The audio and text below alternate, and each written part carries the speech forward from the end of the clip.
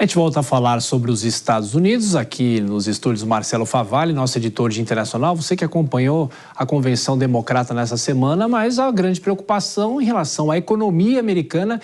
E o presidente do Banco Central dos Estados Unidos disse o seguinte: agora vai, o Favalli. Bom, é o que disse o presidente do Banco Central, mas também para a surpresa de 0 pessoas, tá? Os analistas do mundo inteiro já tinham ouvido essa promessa do Jerome Powell, mas agora ele reforçou com mais força ali na ponta do lápis. Boa noite, Thiago Berraich, boa noite a todo mundo que nos acompanha. Os olhos do mundo estavam voltados aqui, olha, para Illinois, Chicago, onde, como o Thiago falou, aconteceu a convenção democrata. Só que, paralelamente a isso, presidentes dos bancos centrais do mundo inteiro, uma lista muito exclusiva de convidados, curiosamente, não estavam aqui reunidos em Nova York, o coração financeiro dos Estados Unidos, a cidade onde tem a maior bolsa de valores do mundo. Eles foram para uma cidade muito pequena, na gelada Wyoming. Ninguém sabe muito bem onde fica a cidade de Jackson, mas que uma vez por ano acontece aí um dos maiores encontros econômicos do mundo. Paralelamente, mais ou menos o que acontece em janeiro, em Davos, na Suíça, tem o simpósio de Jackson Hole, nos Estados Unidos. E aí o Jerome Powell, que se mantém no cargo de presidente do Banco Central dos Estados Unidos, Federal Reserve, faz as vezes de Banco Central dos Estados Unidos, nova vítima de Donald Trump, que faz uma campanha, tem que baixar a taxa de juros e tal.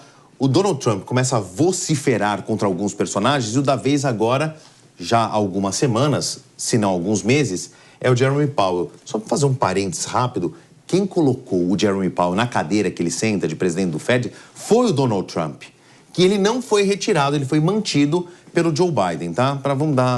Vamos colocar todo mundo nessa mesma página. Mas no simpósio, nesta sexta-feira, o que o Jerome Powell falou? Mente aberta para o corte de juros. Para bom entendedor, pingo é letra e meia palavra basta. Os bancos centrais do mundo inteiro, as agências de análise de risco, as corretoras e os bancos estão esperando isso acontecer. Por essa frase, se imagina que isso aconteça em setembro. Porque a taxa de juros nos Estados Unidos é um pouco diferente da nossa. Ela flutua geralmente em 0,25% ponto percentual, e né? bem mais baixa, né? Sim, nem se compara. Né? Porém, para padrões americanos, isso aqui tá bem alto, tá?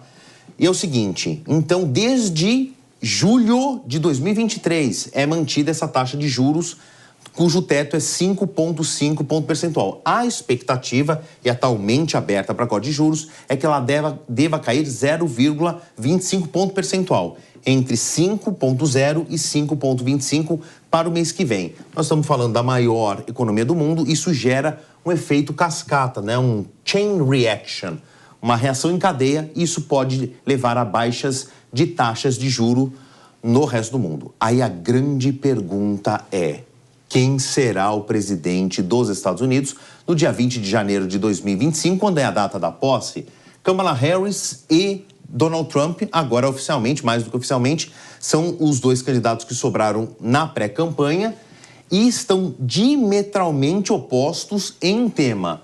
A Kamala Harris apresenta um plano econômico para aumentar impostos, para aumentar o dinheiro em caixa e gastar nos colchões sociais para os americanos, da classe média baixa, os mais pobres principalmente, e Donald Trump quer cortar impostos para aumentar o pátio industrial, gerar emprego e aumentar, então, não só a empregabilidade do americano, mas o dinheiro no bolso do trabalhador operário. Incentivo imobiliário, uma coisa meio Minha Casa Minha Vida, para a compra do primeiro imóvel, fica mais barato para famílias de mais baixa renda, e um incentivo para o real estate, como eles chamam o mercado imobiliário. Isso gera emprego, circula muito a economia dos Estados Unidos ou de qualquer país. Isso aqui está uma música nos ouvidos de 100 milhões de americanos que a Kamala Harris promete ajudar. American Rescue Plan. Resumidamente, é o seguinte: é uma isenção fiscal. Se tudo der certo, famílias mais pobres terão, no final do ano, 3.700 dólares a mais na conta, porque vão deixar de pagar isso em impostos. O que ela sugere é guarda esse dinheiro, quando ele acumular, você gasta num carro, troca de casa e manda o seu filho para a faculdade daqui 20 anos. Economia verde é a tal transição energética. Vou aqui rapidamente, o Donald Trump falando, reduzir a inflação depende muito dele, né? Isso é mais orgânico. Incentiva a indústria do petróleo, o que vai ao oposto à tal economia verde, mas isso gera emprego. Ele fez um discurso uma vez, recentemente, drill, baby, drill, uma coisa como vamos perfurar, neném, perfurar, que é tirar mais petróleo. Aí ele fala que se tiver mais petróleo, as pessoas vão pagar menos na conta de luz, que geralmente pesa no orçamento, é um dos grandes vilões da inflação. E a taxação de importados, aí pega no mundo inteiro e o mundo inteiro inclui o Brasil. Se for outros países, de 10% a 20% a mais de produtos importados dos outros países. Ué, por que outros países? Se for da China, o Donald Trump fala que vai meter 60% a mais para evitar o consumo de produtos externos e aumentar a produção interna dos Estados Unidos. Medida protecionista. Aqui existe a mesma preocupação em lados opostos. Se houver um aumento no consumo, porque as coisas... a população tem mais colchão social, gera inflação. Aqui existe um mantra dos economistas que cabe numa mão. Política expansionista gera déficit fiscal. Em algum momento, inflação de novo. E o Banco Monetário Internacional, olhando uma visão global, no topo da lista dos Estados Unidos, diz o seguinte: juros altos por mais tempo.